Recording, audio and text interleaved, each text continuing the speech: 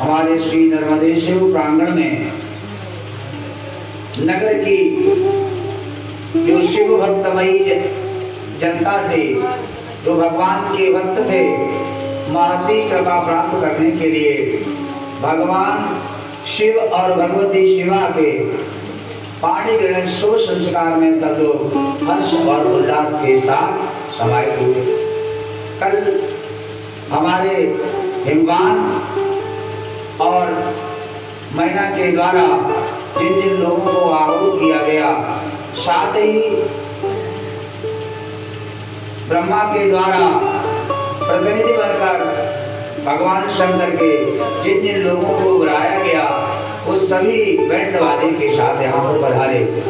सबने अपना अपना स्वरूप धारण किया और सभी के सभी भगवान की अनन्य जोड़ी को आशीर्वाद देने के लिए, कहीं नजर न लग जाए हमारे प्रभु को, नजर न लग जाए हमारी माता को, जगत जननी को, जगत पिता को, इस उद्देश्य से नजर उतारते हुए भगवान के लिए भिन्न भिन्न प्रकार के उपहार लेकर के आए।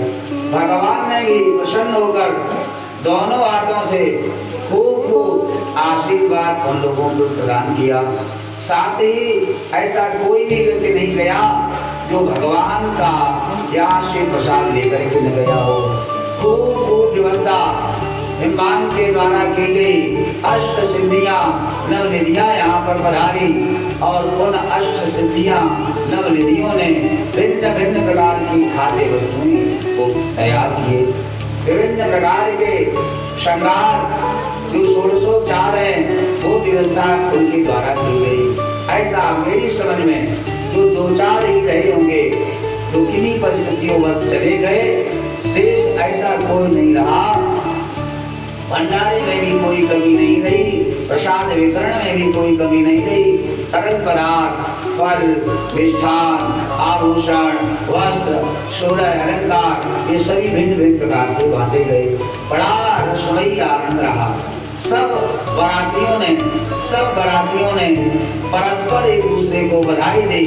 नृत्य, गीत, सुंदर वेद मंत्र के द्वारा परस्पर एक दूसरे का स्वागत, वंदन और अभिनंदन सत्कार किया गया। सब लोगों ने भगवान शंकर के इस विवाह का आनंद लिया। अब आप ये समझिए, सामान्यता कि हम लोग कलयुग में हैं और आकंठ नक्शे लेकर के सिर तक डूबे हुए हैं इस कलिकाल की माया में। हम जैसे लोग इस कलिकाल के शुभ अवसर पर भी जब इतना सराबोर हो करके अपनी संपत्ति को लुटा सकते हैं और भगवान के नाम पर आनंद परमानंद की प्राप्ति कर सकते हैं, तो वास्तविकता में उस समय क्या स्थिति रही होगी, वर्णनीय है। हम लोग उसका वर्णन नहीं कर सकते। वेदों ने, श्रुतियों ने उस वर्णन को धीरे धीरे कही करके बोला। देवताओं ने पुष्प वर्षा की, दुनिया बजी, यहाँ प्रांगण में भी दुनिया बाजे बजाए गए, भिन्न भिन्न प्रकार के पुष्पों की वर्षाएं की गई। इत्र अगर आज तमाम प्रकार के सुगंधों की यहाँ पर बारिश हुई।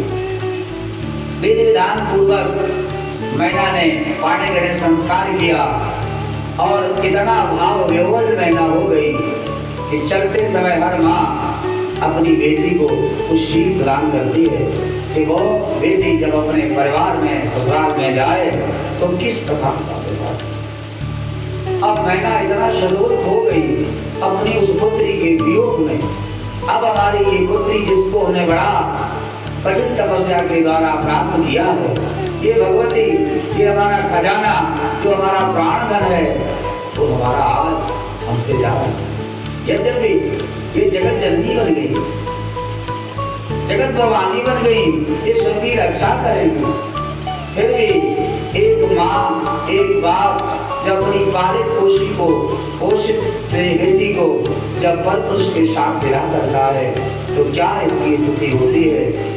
मैना की इतनी स्थिति शुरू से रहित हो गई, उनको ये भान नहीं रहा कि अब हम अपनी पुत्री को चलते समय क्या शिक्षा।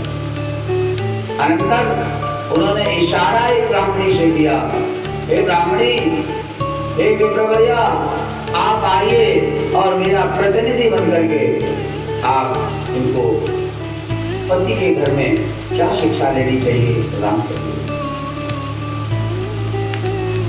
उन ब्राह्मणी ने जाकर के भगवती से